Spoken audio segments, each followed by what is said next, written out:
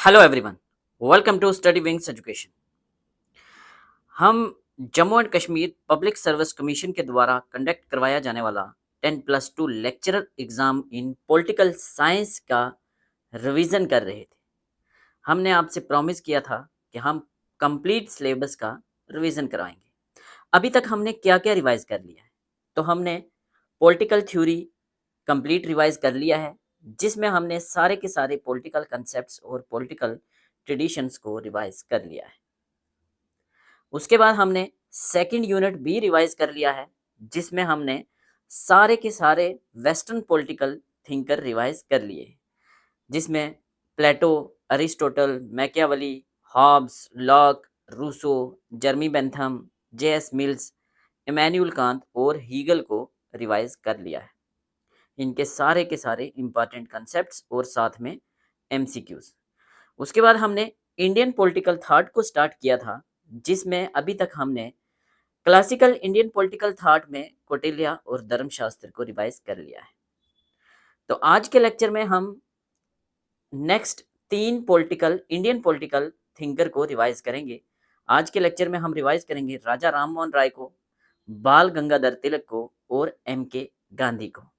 इसके बाद जो लेक्चर आएगा उसमें हम रिवाइज करेंगे स्वामी विवेकानंद को, अरबिंदो घोष को, रविंद्रनाथ टैगोर और मौलाना आजाद को। ठीक है, so let's start today's lecture.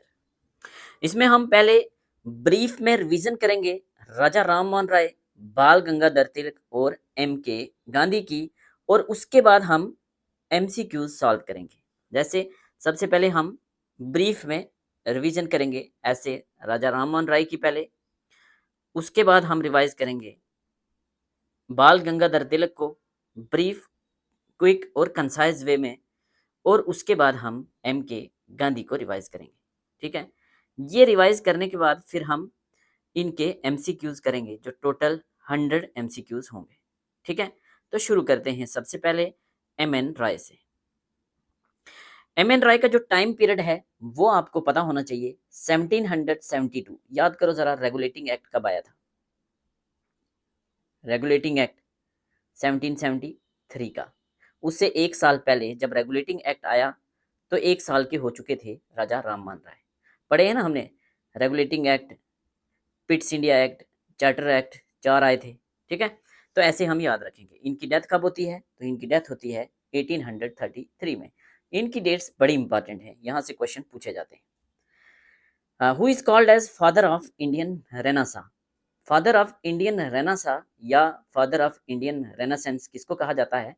राजा राममोहन राय को कहा जाता है। Who was the founder of Brahmo Samaj? तो ब्रह्मो समाज कब बना? 1828 में। ये डेट भी इंपॉर्टेंट है। फाउंडर कौन थे? राजा राम मोहन राय। ठीक है, क्या थी इसमें, इन्होंने क्या क्या किया था? क्वेश्चन पूछा जाता है। आइडल वर्शिप को अपोज किया था, मूर्ति पूजा के खिलाफ थे। क्वेश्चन पूछा जाता है, मूर्ति पूजा के खिलाफ कौन थे? राजा राममोहन राय। कास्ट सिस्टम के खिलाफ थे और मोनोथीज्म को प्रमोट किया था। Very very important. Monotheism means idea of one God, जैसे इस्लाम में होता है। ठीक है, सती प्रथा के खिलाफ लड़े थे ये, चाइल्ड मैरिज के खिलाफ लड़े थे ये, और विडो रीमैरिज को सपोर्ट किया था। सती प्रथा मीन्स जब हस्बैंड की डेथ हो जाती है तो वाइफ को जिंदा जलाया जाता था, तो उसके खिलाफ लड़े। क्योंकि हमने डिटेल में ये लेक्चर पढ़ा है, हमने देखा है कि कैसे वो जब उनकी भाभी को, उनके जब भाई की डेथ होती है तो कैसे वो अपनी भाभी को जिंदा जलते हुए देखते हैं, तब उन्होंने कसम खा ली थी कि इस प्रथा के खिलाफ खड़ा हो जाऊंगा मैं। तो सती प्रथा के खिलाफ वो खड़े हुए, सती को खत्म करवाया, और जो विडोज बच गई उन विडोज की रीमैरिज पे उन्होंने काम किया। चाइल्ड मैरिज के खिलाफ उन्होंने काम किया। मॉडर्न एजुकेशन को उन्होंने प्रमोट किया, एडवोकेसी की, मॉडर्न एजुकेशन की, जैसे इंग्लिश, साइंस और रैशनलिज्म इंपॉर्टेंट है। ठीक है, इंग्लिश, साइंस, रैशनलिज्म पे काम किया। सीधे सीधे क्वेश्चन आ जाएंगे। प्रेस फ्रीडम के लिए वो लड़े, कॉन्स्टिट्यूशन में रिफॉर्म लाए उन्होंने, अंग्रेजों के खिलाफ लड़ लड़ के, पिटिशंस डाल डाल के। फादर ऑफ मॉडर्न इंडिया उनको कहा जाता है काफी सारे हिस्टोरियंस के द्वारा। तो who is called as father of modern India? Raja Rammohan Roy. Father of Indian renaissance? Raja Rammohan Roy. Brahmo Samaj? Raja Rammohan Roy. Child marriage, sati pratha, widow remarriage, ये सारी चीज़ें राजा राममोहन राय ने की। उन्होंने एक एक्ट पास करवा के सती सिस्टम को ख़त्म करवाया था 1829 में, ये डेट्स इंपॉर्टेंट हैं। 1828 ब्रह्मो समाज, 1829 सती एबॉलिशन। तब वाइसराय कौन थे इंडिया के? तो लॉर्ड विलियम बेंटिक। ये क्वेश्चन भी पूछा जाता है। उनके कुछ इंपॉर्टेंट वर्क हैं, एग्जाम में पूछे जाते हैं, जैसे तुफतुल मुवाहिदीन, गिफ्ट टू मोनोथेसिस। तो पूछा जाएगा गिफ्ट टू मोनोथेसिस किसने लिखा है? तो राजा राममोहन राय ने। तुफतुल मुवाहिदीन किसने लिखा है? राजा राममोहन राय ने।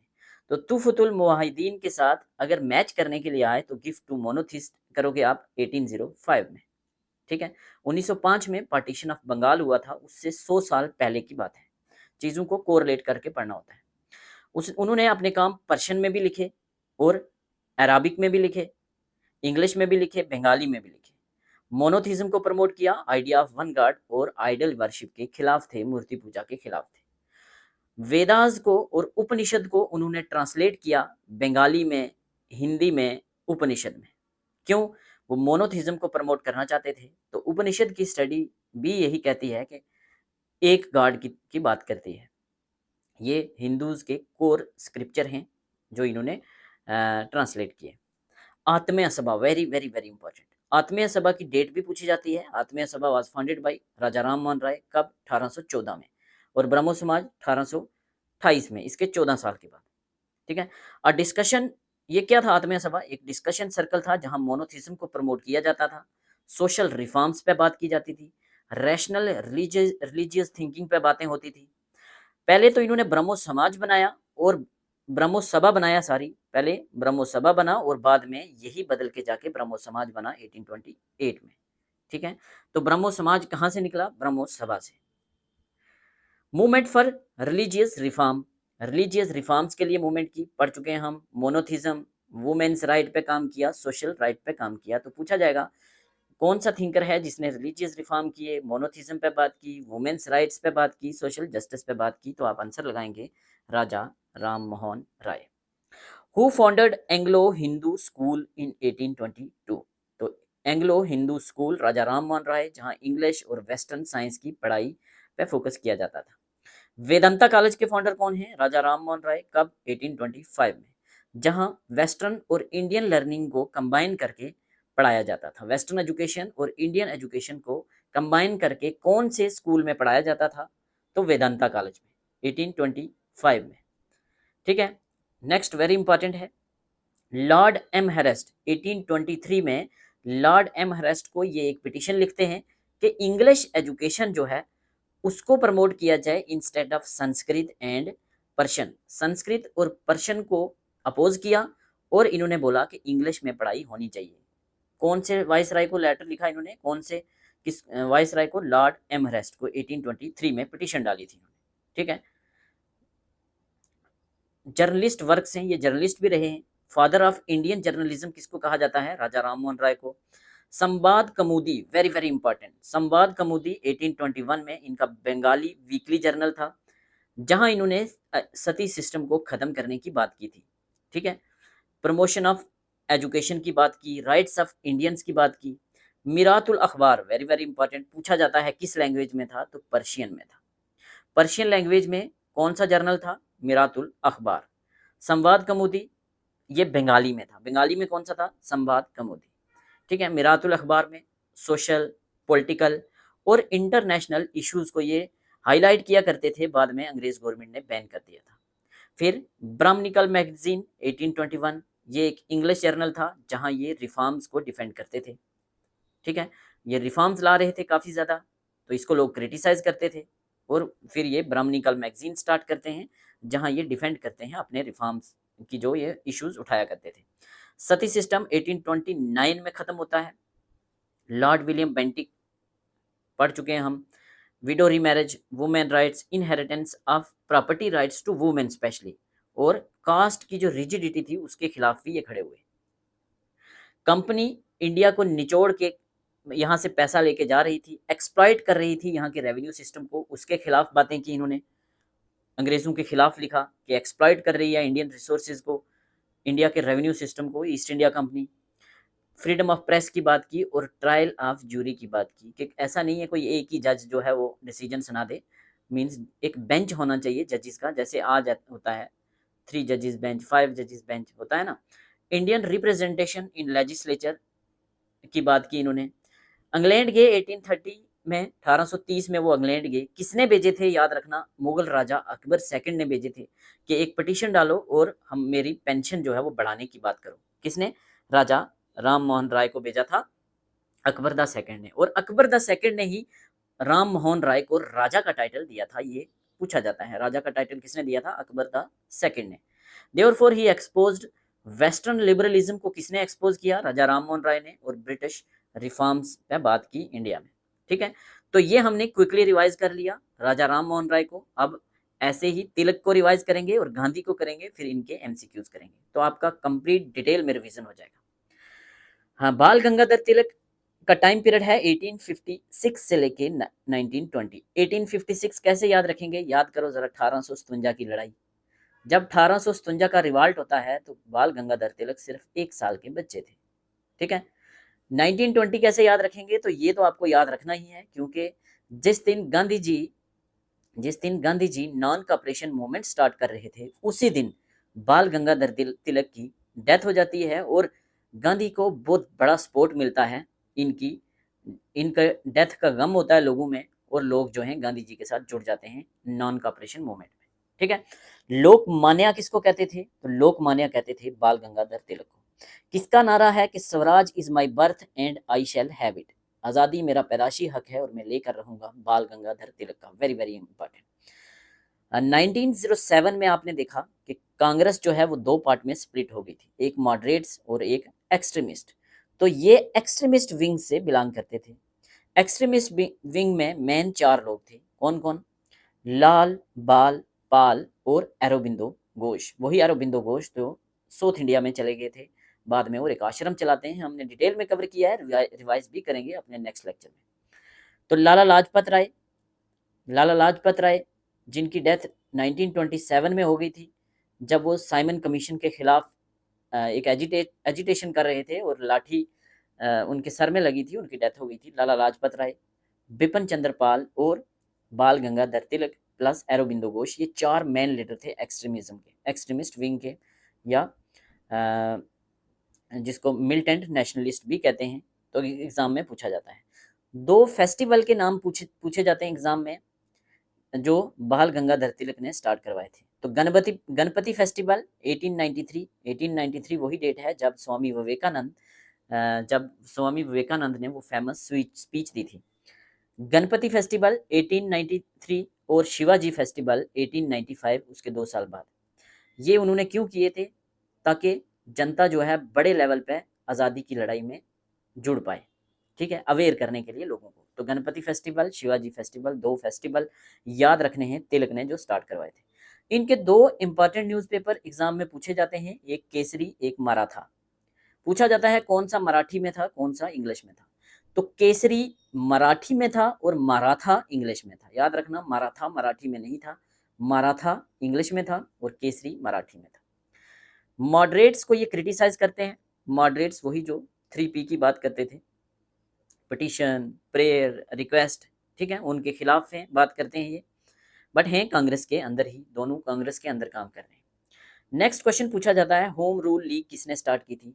तो 1916 में होम रूल लीग बाल गंगाधर तिलक और एनी बेसेंट ने स्टार्ट की थी 1916 में। ठीक है, 1905 में हमने देखा लॉर्ड कर्जन बंगाल का पार्टीशन करते हैं, और 1906 में बाल गंगाधर तिलक एक बड़ा चेहरा बन के सामने आते हैं, लोकमान्य बन के सामने आते हैं, और ये स्टार्ट करते हैं स्वदेशी एंड बाइकआउट मूवमेंट। स्वदेशी अपने देश के गुड्स और सर्विसेज को इस्तेमाल करेंगे और बाइकआउट करेंगे फॉरेन गुड्स और सर्विसेज का। नेशनल एजुकेशन को प्रमोट करने की बात करते हैं, और ड्यूरिंग बंगाल पार्टीशन ये सारी चीज़ें होती हैं 1905-1906 में। इनको फादर ऑफ अनरेस्ट इंडिया भी कहा जाता है, वैलेंटीन चिरोल के द्वारा।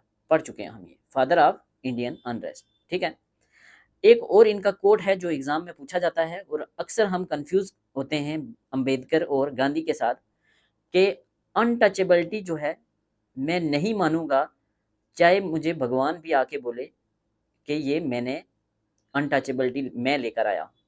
तो ये सबसे पहले एक स्पीच में बोला था बाल गंगाधर तिलक ने, उसके बाद गांधी और अंबेडकर ने भी अडॉप्ट किया था।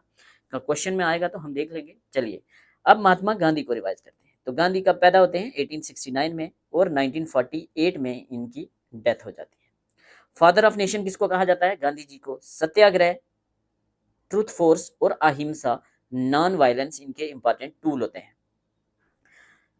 ये स्टार्टिंग में साउथ अफ्रीका चले जाते हैं, वहाँ ये काफ़ी काम करते हैं, हम पढ़ चुके हैं।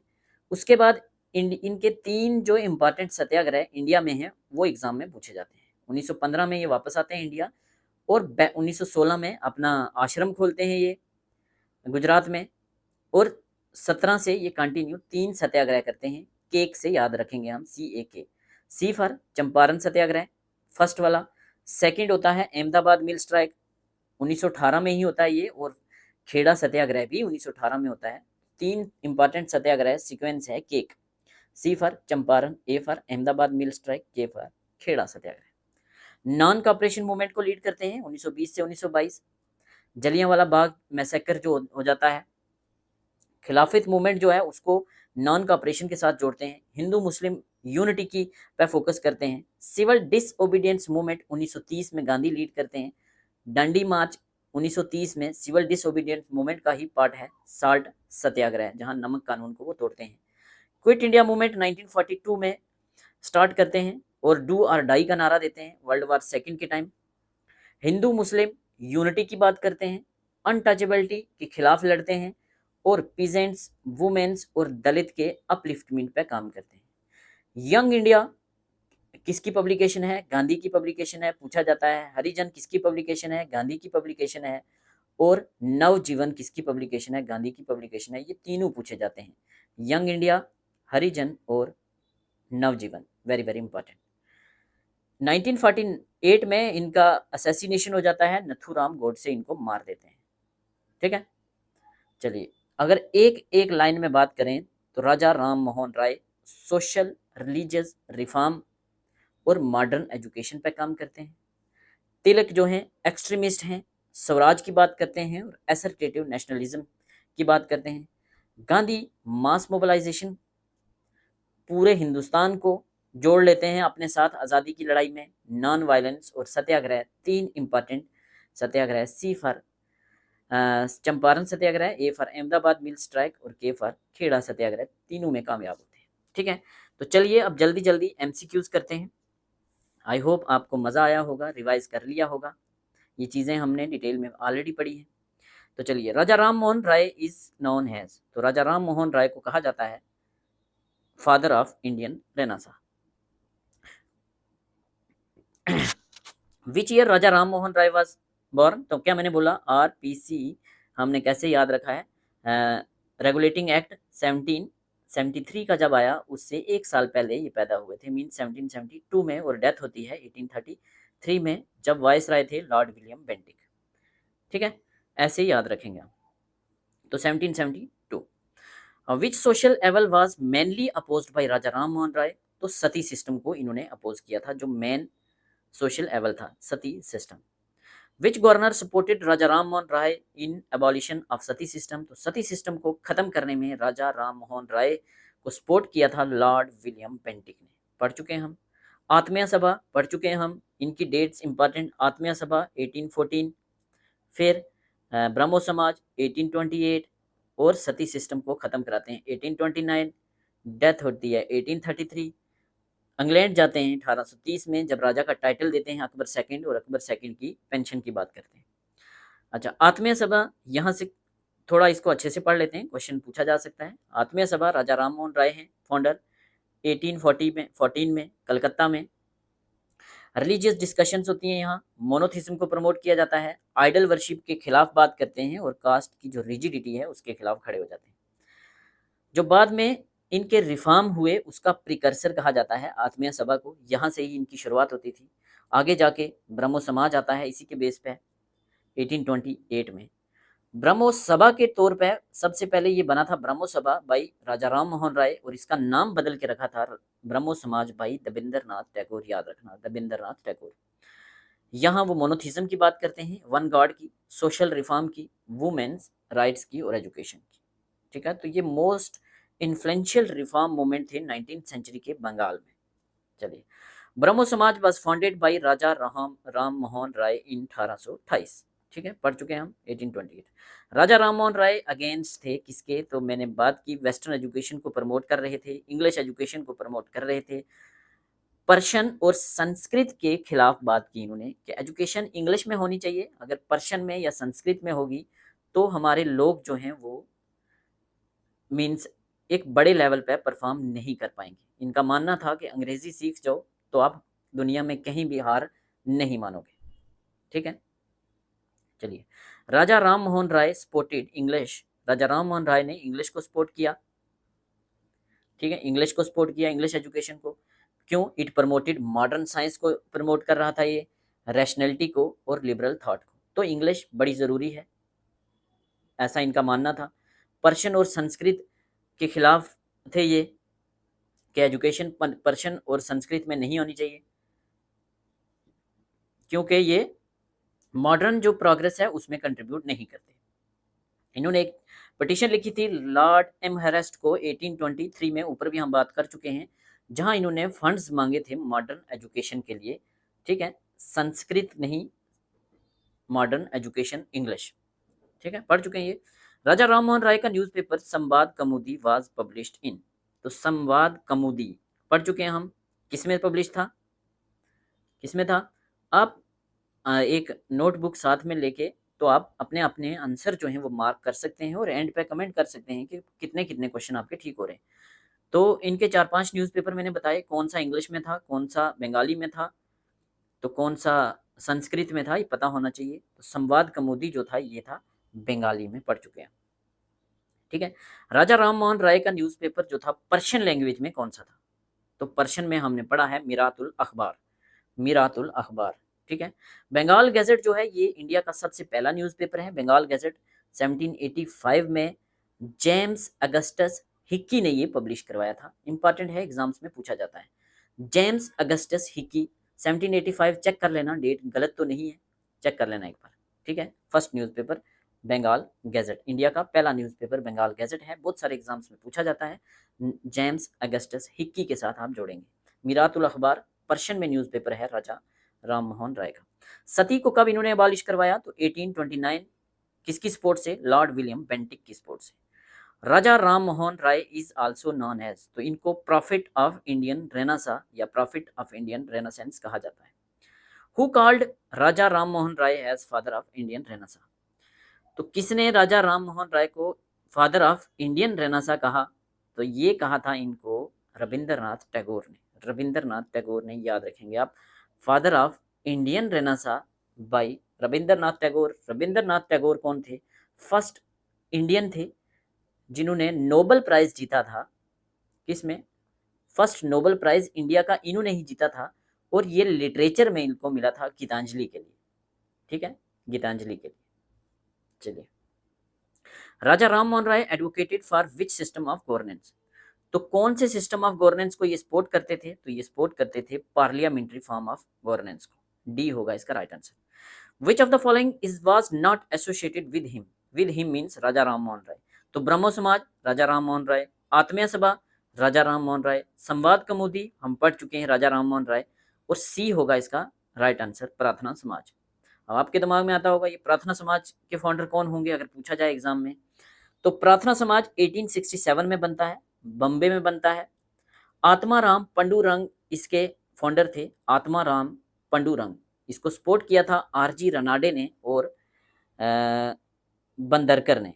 बंदरकर और आरजी रनाडे ने सपोर्ट किया था, बट फाउंडर थे आत्माराम पंडुरंग।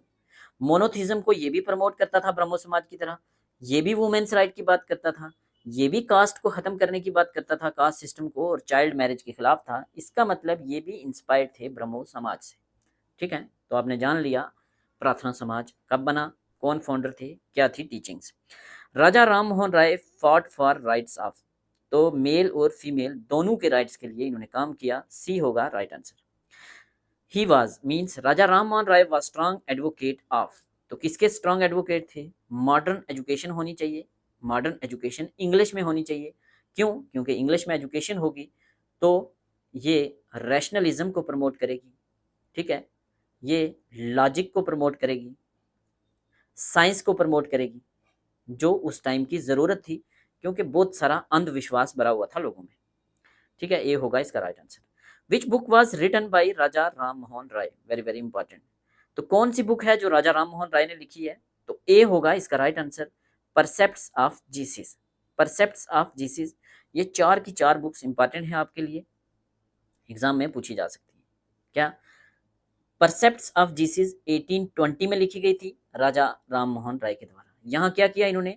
यहाँ इन्होंने क्राइस्ट की टीचिंग को हाईलाइट किया, मॉरल टीचिंग्स को हाईलाइट किया, और क्राइस्ट के जो मिरेकल थे या डोगमास थे उनको रिजेक्ट किया, ठीक है, अच्छी चीजें सारी ली क्राइस्ट की। उसके बाद अगर आपको पूछा जाए गीता रहस्य किसकी बुक है, तो बाल गंगाधर तिलक की है, एग्जाम में पूछा जाता है। हिंद स्वराज किसकी बुक है, तो एम के गांधी ने लिखी थी, 1909 में लिखी थी, 1909 में, तब ये 1908 में लिखी थी, 8-9 के बीच में, आई थिंक, मुझे 8 याद आ रहा है, यहाँ 9 लिखा है, चेक कर लेना। हिंद स्वराज आई थिंक 1908 में लिखी थी या 9 में लिखी थी, एम के गांधी ने लिखी थी, मोहनदास करमचंद गांधी ने, इस टाइम ये साउथ अफ्रीका में थे, ठीक है। उसके बाद एनहिलेशन ऑफ कास्ट, ये डॉक्टर बी आर अम्बेडकर ने लिखी थी 1936 में, ठीक है। 4 की 4 बुक्स इंपॉर्टेंट हैं, परसेप्ट्स ऑफ जीसस, बाल Gangadhar Tilak, Gita Rahasya, sorry, precepts of Jesus Raja Ram Mohan Roy, Gita Rahasya Bal Gangadhar Tilak, Hind Swaraj Mahatma Gandhi, और annihilation of caste by B R Ambedkar. B R Ambedkar is also called as father of Indian constitution, ठीक है। Raja Ram Mohan Roy is buried in, तो इनको दफनाया गया था, कहाँ दफनाया गया था? याद करो जरा, 1830 में ये लंदन जाते हैं, एक पिटीशन लेकर जाते हैं, किसकी? अकबर सेकंड की। अकबर सेकंड ने इनको राजा का टाइटल भी दिया था, तो इनकी पेंशन बढ़ाने की एक पिटीशन लेकर जाते हैं इंग्लैंड में। अगले 3 साल ये वहाँ ही रहते हैं, और 1833 में इनकी वहाँ ही डेथ हो जाती है। तो 1833 में जब इनकी डेथ होती है तो इनको लंदन में दफनाया गया था, लंदन में इनको दफनाया गया था, ठीक है। यहाँ से क्वेश्चन बन सकते हैं, आप देख लें जरा। राजा राम मोहन राय की कब्र कहाँ है? तो उनकी कब्र है ब्रिस्टॉल में, इंग्लैंड में। उनको क्रीमेट नहीं किया गया था, बरीड किया गया था, दफनाया गया था, कहाँ? ब्रिस्टॉल में, इंग्लैंड में। कब? 1833 में उनकी डेथ होती है, जब उनकी एज थी 61। कहाँ? इंग्लैंड में। जब वो एक एम्बेसडर बनकर गए थे मुगल राजा अकबर द सेकंड, जिन्होंने टाइटल दिया था राजा का। डेथ कैसे हुई थी? मेनिंजाइटिस से डेथ हुई थी। मेनिंजाइटिस क्या होता है? हमारे ब्रेन में मेनिंजीज होते हैं, तो मेनिंजीज की इन्फ्लामेशन को कहते हैं मेनिंजाइटिस, मीन्स दिमाग की एक बीमारी है, उसकी वजह से इनकी डेथ हो गई थी, ठीक है। तो जो इनकी सिमेट्री है वो, उस पर भी क्वेश्चन पूछा जा सकता है। तो ब्रिस्टॉल में इनकी सिमेट्री है अर्नास वेल सिमेट्री, अर्नास वेल, ठीक है, अर्नास वेल सिमेट्री पूछा जा सकता है। बाद में इनका टॉम बनाया था, मकबरा बनाया था 1843 में, मरने के 10 साल के बाद। ये मकबरा किसने बनाया था? तो ये बनाया था उनके दोस्त द्वारकानाथ टैगोर ने। तो अगर पूछा जाए कि राजा राम मोहन राय का टॉम कहाँ है, तो हम मोस्टली कहीं, क्या पता दिल्ली में टिक कर दें, कलकत्ता में टिक कर दें, बट वो है ब्रिस्टॉल में, इंग्लैंड में। आज के टाइम में ये एक हेरिटेज साइट है, और इंडिया की डेलीगेशंस जो भी इंग्लैंड में जाती हैं मोस्टली यहाँ विजिट करती हैं, इनको ट्रिब्यूट देते हैं। He was opposed which religious practice, तो कौन सी रिलीजियस प्रैक्टिस को ये अपोज करते थे? तो आइडल वर्शिप के ये खिलाफ थे, मूर्ति पूजा के ये खिलाफ थे। चलिए, which Mughal empire gave Raja Ram Mohan Roy the title of Raja, तो हमने पढ़ लिया, अकबर सेकंड ने इनको टाइटल दिया था 1830 में, जब ये लंदन जाते हैं। राजा राम मोहन राय व्यूज वर इन्फ्लुएंस्ड बाय, तो इनके व्यूज वेदांता फिलॉसफी से भी इन्फ्लुएंस थे। वेदांता फिलॉसफी क्या होती है? वेदांता फिलॉसफी वेदा की फिलॉसफी नहीं है, Veda anta, Veda, Veda plus anta, anta means end, वेदों के एंड पर लिखी जाने वाली बुक। तो वेदों के एंड पर लिखी जाने वाली बुक्स को कहते हैं उपनिषद। क्या कहते हैं? उपनिषद। तो उपनिषद की फिलॉसफी या वेदांता की फिलॉसफी, क्रिश्चियनिटी से भी ये इन्फ्लुएंस थे और इस्लाम से भी थे, तो आंसर होगा D, all of the above. Raja Ram Mohan Roy is considered pioneer of, तो किसके पायनियर कहा जाता है इनको? इनको कहा जाता है pioneer of social reforms in India. A होगा इसका right answer. Which year did Raja Ram Mohan Roy die? तो हमने देख लिया ये 1870 सॉरी 1772 में ये पैदा होते हैं और 1833 में इनकी डेथ होती है। ठीक है, 1772 से लेके 1833। बाकी इंपॉर्टेंट डेट हमने सारी देख ली। 1814 में आत्मीय सभा, 1828 में ब्रह्मो सभा ब्रह्मो समाज, 1829 में सती को ख़त्म कराते हैं, 1830 में इंग्लैंड जाते हैं, राजा का टाइटल मिलता है, और 1833 में ये डेथ होती है, ब्रिस्टॉल में इनको दफनाया जाता है। ठीक है, ये इंपॉर्टेंट डेट्स हैं इनकी, बार बार इसलिए बताया हूँ क्योंकि सारी डेट्स इंपॉर्टेंट नहीं होती, कुछ कुछ थिंकर्स के साथ जुड़ी हुई डेट्स इंपॉर्टेंट हैं, पूछी जाती हैं। विच movement is directly linked with him? तो राजा राम मोहन राय के साथ कौन सी मूवमेंट जुड़ी है? रेनेसां मूवमेंट्स इनके साथ जुड़ी है। ठीक है, क्विट इंडिया मूवमेंट किसके साथ जुड़ी है? गांधी के साथ। Home rule, Annie Besant and Bal Gangadhar Tilak. Swadeshi and boycott, Bal Gangadhar Tilak 1906 after partition of Bengal. Raja Ram Mohan Roy believed in, तो मोनोथिज्म पे ये बिलीव रखते थे, idea of single God. His greatest contribution was, तो सबसे बड़ा कंट्रीब्यूशन था उनका सती को खत्म कराना 1829 में। ठीक है, he was associated with which act? तो रेगुलेशन एक्ट 17 ऑफ 1829 इंपॉर्टेंट है।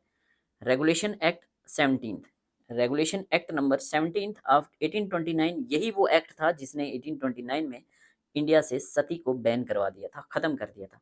Raja Ram Mohan Roy was closely associated with regulation act of 17, regulation act 17 of 1829, जो लॉर्ड विलियम बेंटिक ने पास किया था, जिसने सती प्रैक्टिस को इंडिया से खत्म कर दिया था। ठीक है, उसके बाद अगर आपको याद करना हो तो वर्नाकुलर प्रेस एक्ट 1878 का है, ये लॉर्ड लिंटन ने लाया था, जहां प्रेस पे रोक लगाई थी, जो इंडिया की वर्नाकुलर लैंग्वेजेस में या लोकल लैंग्वेजेस में पब्लिश होती थी न्यूज़, उनकी लगाम कसी थी। उसके बाद पिट्स इंडिया एक्ट तो हमें पता है, सेकंड एक्ट है जो इंडिया में आया था, RPC4, आर रेगुलेटिंग एक्ट 1872 में आया था। P for Pitt's India act 1784 में आया था। और उसके बाद 4 चार्टर एक्ट आए थे, कौन से?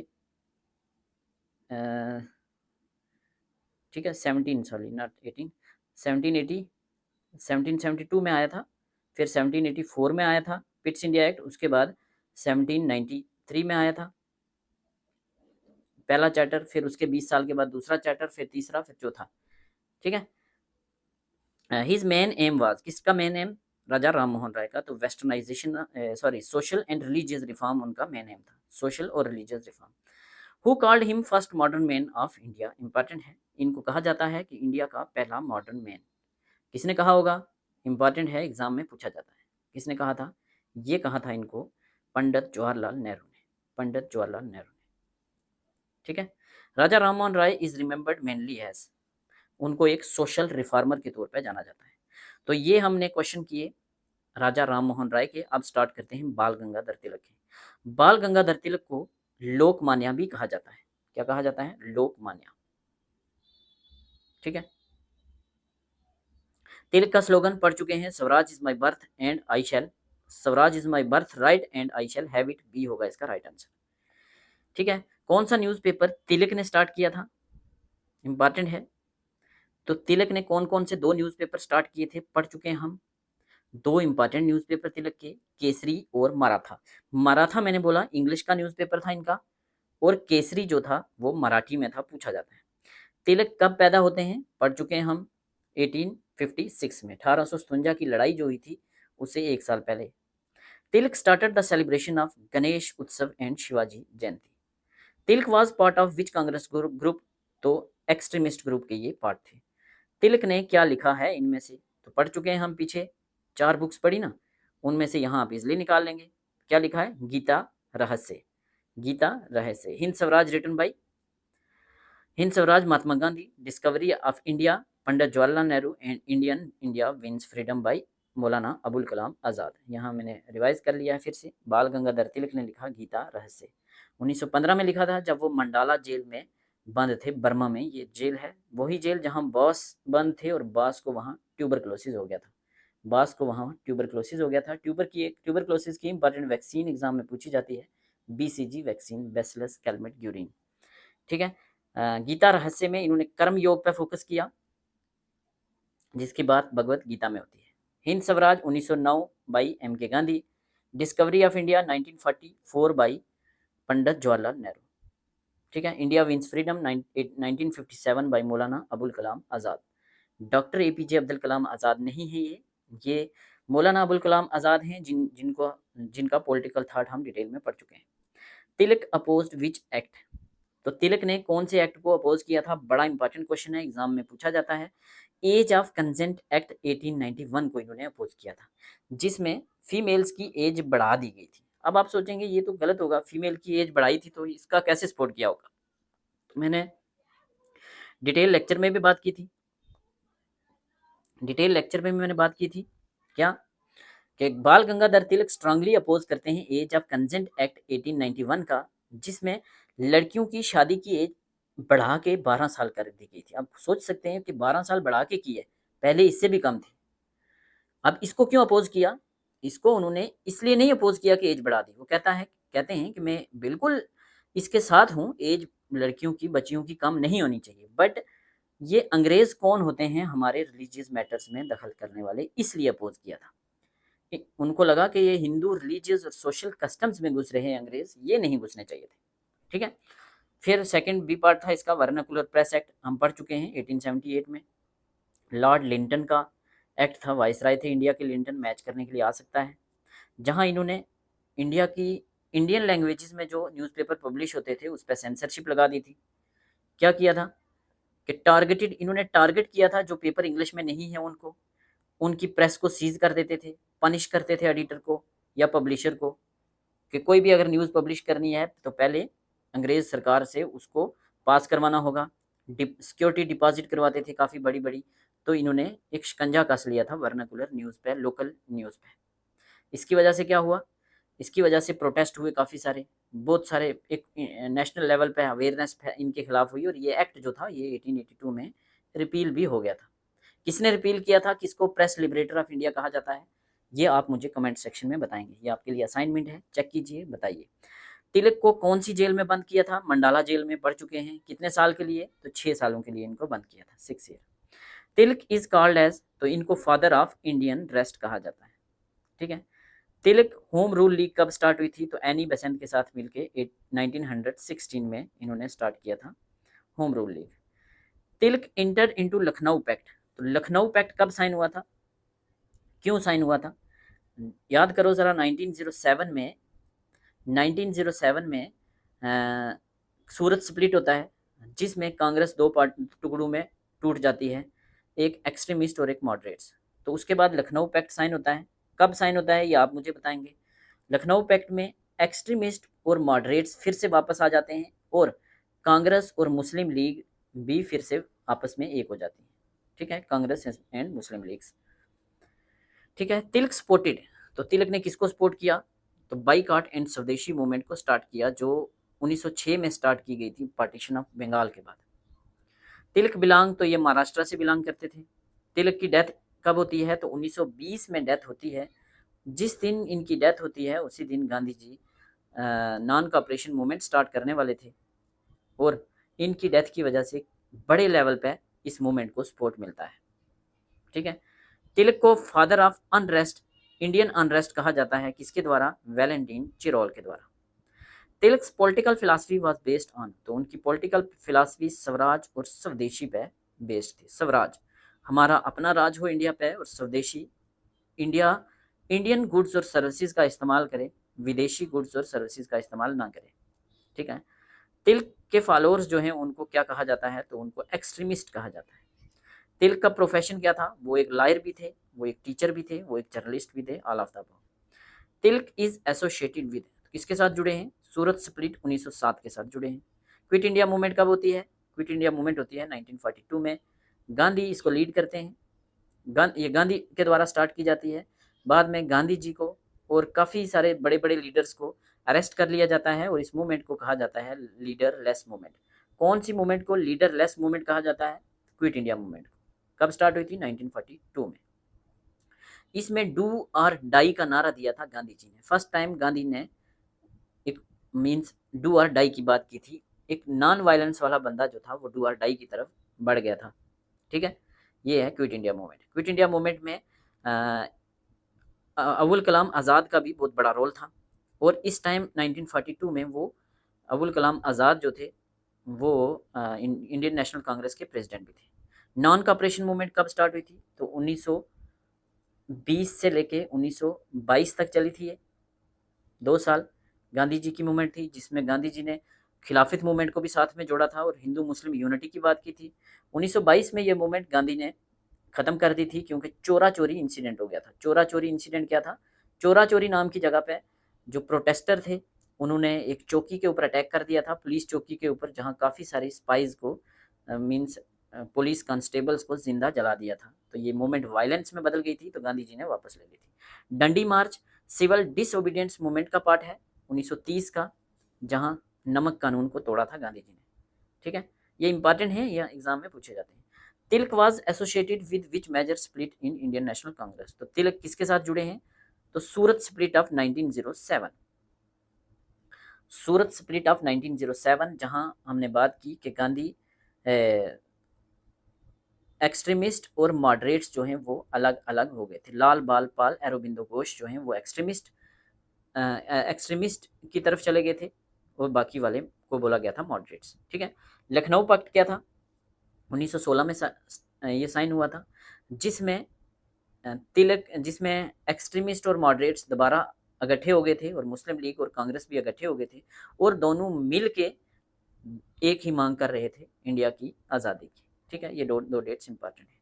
तिलक weekly newspaper Kesari was published in very very important. तो केसरी जो इनका न्यूज़पेपर है वो मराठी में था और मराठा न्यूज़पेपर इनका इंग्लिश में था। Maratha newspaper was in English. ठीक है, home rule league was established in.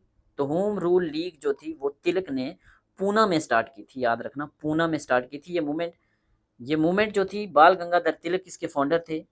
Poona में स्टार्ट की थी, 1916 में स्टार्ट की थी। डिमांड क्या पर्पस था? सेल्फ गवर्नमेंट को डिमांड करना या होम रूल को डिमांड करना। एक पॉलिटिकल अवेयरनेस इसका मकसद था। नेशनल मूवमेंट थी ये इंडियंस में। और एनी बेसेंट ने एक पैरेलल इनके साथ मिलके होम रूल लीग चलाई थी, बट वो पूना में नहीं थी, वो मद्रास और कलकत्ता में थी। तो क्वेश्चन पूछा जाता है कि पूना में होम रूल लीग को किसने लीड किया? तिलक ने किया। और मद्रास और कलकत्ता में होम रूल लीग को एनी बेसेंट ने किया। एनी बेसेंट एक आयरिश लेडी थी। ये मूवमेंट भी बेसिकली आयरलैंड की मूवमेंट थी, तो वहां से इन्होंने यह आइडिया लिया था। Which Irish leaders home rule movement inspired Tilak? तो क्वेश्चन आ गया है, कौन सा आयरिश लीडर था जिसकी मूवमेंट ने इंस्पायर किया था तिलक को और एनी बेसेंट को, और उन्होंने इंडिया में होम रूल लीग स्टार्ट की थी? तो ये था चार्ल्स पार्नल। बी होगा इसका राइट आंसर। ठीक है, Bal Gangadhar Tilak inspired by Irish home rule movement led by Charles Stewart Parnell. Parnell struggle for self government for Ireland within British empire, या आयरलैंड के लिए सेल्फ गवर्नमेंट मांग रहे थे, तो यहाँ से तिलक मोटिवेट हुए और इंडिया में होम रूल मूवमेंट स्टार्ट की 1916 में, जिसको पूना में लीड किया तिलक ने और मद्रास और कलकत्ता में लीड किया एनी बेसेंट ने। तो एनी बेसेंट भी आयरलैंड की थी। ठीक है, Tilak was trialled under which section of IPC for sedition? तो इनके खिलाफ सिडेशन चार्जेस लगे थे अंडर सेक्शन 124A। ठीक है, Tilak was tried under section 124 of Indian penal code. ठीक है, सिडेशन चार्जेस लगे थे। क्यों? जो वो केसरी न्यूज़पेपर था उनका, केसरी न्यूज़पेपर में वो काफ़ी मीन्स ब्रिटिश गवर्नमेंट के खिलाफ लिखते थे, तो उस वजह से उन पर सिडेशन चार्जेस लगा दिए थे। ठीक है, अभी आईपीसी को हटा दिया गया है, तो सेक्शन 144 जो है वो न्यूज़ में है। सेक्शन 144 जो हुआ करता था आईपीसी का, वो न्यूज़ में है। अभी इसको आईपीसी को बदल के क्या नाम दे दिया है ये मुझे आप बताएंगे, और सेक्शन 144 को अब क्या बोला जा रहा है ये मुझे आप बताएंगे। इतना काम कर दिया करो यार। Tilak is remembered has militant nationalist, ठीक है। Tilak believed that education should be, तो एजुकेशन जो है वो प्रैक्टिकल होनी चाहिए और साइंटिफिक होनी चाहिए। तिलक एक स्ट्रांग क्रिटिक थे ब्रिटिश कॉलोनियल रूल के, सी होगा इसका राइट आंसर। कौन कहता है तिलक को maker of modern India, very very important, इनको मेकर ऑफ मॉडर्न इंडिया का नाम दिया गया है, तो किसने दिया है ये नाम? तो ये नाम इनको दिया है पंडित जवाहरलाल नेहरू ने, पंडित जवाहरलाल नेहरू ने, ठीक है। चलिए आगे महात्मा गांधी के क्वेश्चन करते हैं। महात्मा गांधी बहुत इंपॉर्टेंट है, इसलिए इनके मैंने ज़्यादा क्वेश्चन लिए हैं, 40 एमसीक्यूज लिए। महात्मा गांधी कब पैदा होते हैं? तो ये तो आप सबको पता होता है, 1869 में पैदा होते हैं और 1948 में इनकी डेथ होती है, ठीक है। गांधी कहाँ, चलिए, Gandhi was born at Porbandar में, गुजरात में पैदा हुए थे, ठीक है। गांधी साउथ अफ्रीका कब जाते हैं? तो 1893 में ये साउथ अफ्रीका जाते हैं। 1893 स्वामी विवेकानंद के साथ भी जुड़ा हुआ डेट है। उस दिन 1893 में स्वामी विवेकानंद ने ऐसा क्या किया था, आप मुझे बताएंगे, क्योंकि हम तो नेक्स्ट लेक्चर स्वामी विवेकानंद को पढ़ेंगे। गांधी का पहला सत्याग्रह क्या था? तो मैंने बोला था आपको, केक से याद रखेंगे, CAK। C for Champaran Satyagraha, A for Ahmedabad mill strike, K for Kheda Satyagraha. 1817 में पहला, दूसरे दोनों 1917 में पहला, तो दूसरे दोनों 1918 में, ठीक है। चलिए, चंपारण सत्याग्रह 1917 में जो था वो किसके रिलेटेड था? तो चंपारण नाम की जगह में अंग्रेज जो थे वो इंडिगो की खेती करवाते थे ज़बरदस्ती किसानों से, तो किसानों को कोई बेनिफिट होता नहीं था। इंडिगो एक किस्म की, इंडिगो से डाई बनती थी, तो किसानों को एक्सप्लॉइट करते थे, तो इसके खिलाफ गांधी जी खड़े हुए थे, इंडिगो कल्टीवेटर। खेड़ा सत्याग्रह 1918 किसके रिलेटेड था? तो यहाँ एक फैमाइन की वजह से फसल बर्बाद हो गई थी, बट अंग्रेज जो थे वो टैक्स माफ़ नहीं कर रहे थे, तो रेवेन्यू रिमिशन के लिए था ये, ठीक है। खेड़ा सत्याग्रह 1918, महात्मा गांधी इन गुजरात। हैवी क्रॉप फेलियर हो गया था फैमाइन की वजह से, लोग टैक्स नहीं पे कर पा रहे थे, तो गांधी का ये नॉन वायलेंट प्रोटेस्ट था, जहां इन्होंने टैक्स माफ़ करवाया था, लैंड रेवेन्यू माफ़ करवाया था। Ahmedabad mill strike cotton mill workers के लिए थी, जहां उनका कोई वेजेस का इशू था। Gandhi first book Hind Swaraj was published इन, तो गांधी की पहली बुक जो है हिंद स्वराज, गांधी की पहली बुक कौन सी है? हिंद स्वराज। कब लिखी गई थी? तो ये 1809, 8 या 9 के बीच में लिखी गई थी, इसको क्लियर करना, ठीक है, आप क्लियर कर लेना, 1908 है या 1909 है, क्लियर करना, ठीक है। बट गांधी की बुक है, ये पूछा जाता है, डेट इंपॉर्टेंट नहीं है। Gandhi return to India from South Africa से कब वापस आए थे? तो 1915 में वापस आए थे, ये डेट इंपॉर्टेंट है। क्यों इंपॉर्टेंट है? एग्जैक्ट 9 जनवरी को वापस आए थे, तो 9 जनवरी 1915 बहुत इंपॉर्टेंट है। क्यों? इस दिन इंडिया में मनाया जाता है प्रवासी भारतीय दिवस, प्रवासी भारतीय दिवस, जब गांधी जो साउथ अफ्रीका से इंडिया आए, ठीक है। तो जो भी इंडिया के लोग हैं, बाहर रहते हैं, उनका कंट्रीब्यूशन इंडिया की में है, तो इस चीज़ को हम सेलिब्रेट करते हैं, भारतीय प्रवासी भारतीय दिवस। इस साल का प्रवासी भारतीय दिवस 9 जनवरी 2025 का कहाँ हुआ था और इसकी थीम क्या थी, एग्जाम में पूछी जा सकती है। Who persuaded Gandhi to return India, तो गांधी को इंडिया में आने के लिए किसने फोर्स किया, किसने बोला कि आपको अभी वापस आना चाहिए? तो उनके गुरु कौन थे? गुरु गांधी के गोपाल कृष्ण गोखले भी होगा इसका राइट आंसर, पूछा जाता है, political Guru of Gandhi Gopal Krishna Gokhale, ठीक है। 1915 में वापस आते हैं और 1916 में ही अपना आश्रम बनाते हैं, साबरमती आश्रम, कहाँ? गुजरात में। साबरमती आश्रम कब बनाया? 1916 में। गांधी का जो मेथड ऑफ स्ट्रगल था वो क्या था? तो नॉन वायलेंट सत्याग्रह था, नॉन वायलेंट अहिंसा, ठीक है। गांधी सपोर्टेड खिलाफत मूवमेंट, क्यों खिलाफत मूवमेंट को सपोर्ट किया था? क्योंकि हिंदू और मुस्लिम्स को यूनाइट करना चाह रहे थे। रोलेट एक्ट कब पास हुआ था? तो 1919 में ये एक्ट पास हुआ था। इस एक्ट के तहत, इस एक्ट को गांधी जी ने काला कानून बोला था, ब्लैक एक्ट बोला था।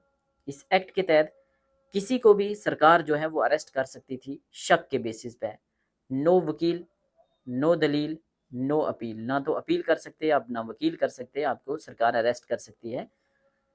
तो इसके खिलाफ कुछ लोग जो थे वो अरेस्ट, इसमें कुछ काफ़ी सारे लोगों को अरेस्ट किया था। तो इसी एक्ट के खिलाफ 13 अप्रैल 1919 को जलियांवाला बाग में एक पीसफुल प्रोटेस्ट हो रहा था, जहां जनरल डायर ने फायरिंग का ऐलान कर दिया और वहां ऑलमोस्ट 1000 प्लस लोगों की डेथ हो गई थी। तो गांधी ने क्या बोला रोलेट एक्ट को? Black act. Jallianwala Bagh massacre कब हुआ? 1919 में, 13 अप्रैल 1919 में। गवर्नर ऑफ पंजाब कौन था जलियांवाला बाग के टाइम? तो यहाँ याद रखना, जिसने गोली चलाई थी वो जनरल डायर था, बट जो वहां का एलजी था वो ओ डायर था। ओ डायर एलजी था, गोली चलाने वाला जनरल डायर था। ठीक है, लिख दिया यहाँ। सर माइकल ओ डायर जो थे ये एलजी थे पंजाब के। 1919 में जब जलियांवाला बाग मैसेकर होता है, तो जनरल डायर जिन्होंने गोलियां चलाई थी वो इसी गवर्नमेंट के अंडर थे, ओ डायर के एलजी के अंडर थे, बट गोलियां जनरल डायर ने चलाई थी, ओ डायर ने नहीं चलाई थी। Non cooperation movement was launched in, तो नॉन कॉपरेशन मूवमेंट कब लॉन्च हुई थी? 1920 से लेके 1922। ठीक है, इसी के साथ खिलाफत को मर्ज किया था गांधी ने। Gandhi suspended non cooperation movement, क्यों? क्योंकि चोरी चोरा का इंसिडेंट हुआ था, जहां पुलिस चौकी के ऊपर प्रोटेस्टर्स ने हमला कर दिया था और आग लगा दी थी। वहां काफ़ी सारे जो स्पाइस थे उनकी डेथ हो गई थी, जिंदा जल गए थे। चोरी चोरा इंसिडेंट कब होता है? तो 1922 में होता है। ठीक है, गांधी वाज अरेस्टेड इन 1922 और उनको 6 साल की सज़ा हो जाती है, 6 ईयर की सज़ा हो जाती है। ठीक है, तिलक को भी 6 ईयर की सज़ा हुई थी। गांधी सिविल डिसोबीडियंस मूवमेंट कब लॉन्च करते हैं? तो 1930 में ये मूवमेंट लॉन्च करते हैं। सिविल डिसोबीडियंट मूवमेंट की शुरुआत किससे होती है? तो साल्ट मार्च या डंडी मार्च से होती है। डंडी मार्च, डंडी मार्च की एग्जैक्ट डेट भी कभी कभी एग्जाम में पूछी जाती है। तो डंडी मार्च जो है ये सिविल डिसओबीडियंस मूवमेंट का ही पार्ट है। इसकी डेट जो है वो आप याद रखेंगे, वो डेट है 12 मार्च 1930। 12 मार्च 1930। ठीक है, चलिए। Gandhi broke the salt law कहाँ तोड़ा था? याद रखना, डंडी में तोड़ा था। डंडी गांव में साबरमती से चल के डंडी गांव गए थे अपने सपोर्टर्स के साथ। गांधी इरविन पैक्ट कब साइन हुआ था? तो ये हम डिटेल में पढ़ चुके हैं चीजें। गांधी इरविन पैक्ट 1931 में साइन हुआ था, 1931 में।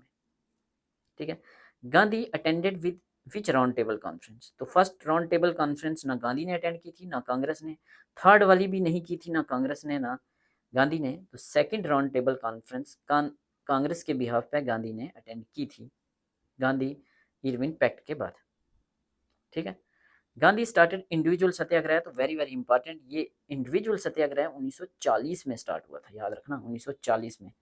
तो विनोबा भावे फर्स्ट पर्सन थे जिन्होंने गांधी की एडवाइस पे 1940 में गांधी की लीडरशिप में इंडिविजुअल सत्याग्रह स्टार्ट किया था। तो 1940 first person to offer individual Satyagraha was Vinoba Bhave. ठीक है, गांधी ने क्विट इंडिया मूवमेंट कब स्टार्ट की थी? डू और डाई, जहां स्लोगन दिया था 1942 पढ़ चुके हैं। Quit India movement exact date पूछी जाए तो 8 अगस्त 1942 ये डेट पूछी जाती है। ठीक है, ये लीडरलेस मूवमेंट थी। डू और डाई का नारा दिया था, अंग्रेजों छोड़ो भारत छोड़ो, डू और डाई। गांधी को जेल में डाल दिया था इसी टाइम, कौन सी जेल थी? तो याद रखना, मंडाला जेल नहीं थी, ये जेल थी आगा खान पैलेस में डाला था। आगा खान पैलेस में डाला था क्विट इंडिया मूवमेंट के टाइम, पूछा जाता है कभी कभी। ठीक है, Gandhi was imprison in Aga Khan palace Pune during quit India movement. Quit India movement 2 साल चली थी, 1942 टू 44। यहाँ इसी जेल में सरदार पटेल को भी डाल दिया था, कस्तूरबा गांधी को भी डाला था, और भी काफी सारे लीडर थे। To suppress the movement demanding immediate British withdrawal from India, ये चाह रहे थे कि मांग क्या थी कि अंग्रेजों जल्दी जल्दी यहाँ से दफा हो जाओ। Gandhi started the constructive programme to promote, तो कंस्ट्रक्टिव प्रोग्राम किसने स्टार्ट किए?